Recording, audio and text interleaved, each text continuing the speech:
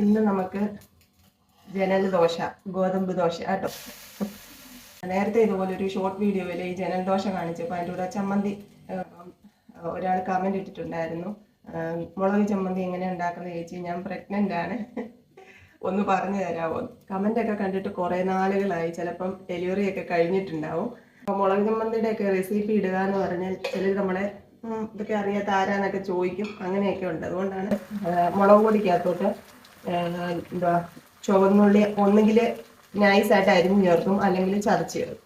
പിന്നെ ഉപ്പ്, പുളി പിഴിഞ്ഞത്, അത് പുളിയൊക്കെ നമ്മുടെ ആവശ്യത്തിന്, ഉപ്പും പുളിയും നമ്മുടെ ആവശ്യത്തിന്, പിന്നെ വെളിച്ചെണ്ണ, ഇത്ര മിക്സ് ചെയ്ത് കുറച്ച് ലൂസായിട്ട് ചമ്മന്തി ഉണ്ടാക്കും. ഇതാ ഇങ്ങനെ, ഇതാണ് ഇതിന്റെ കോമ്പിനേഷൻ.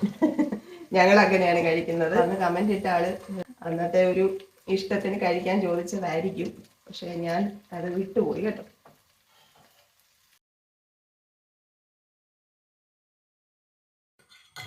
കഴിക്കട്ടെ.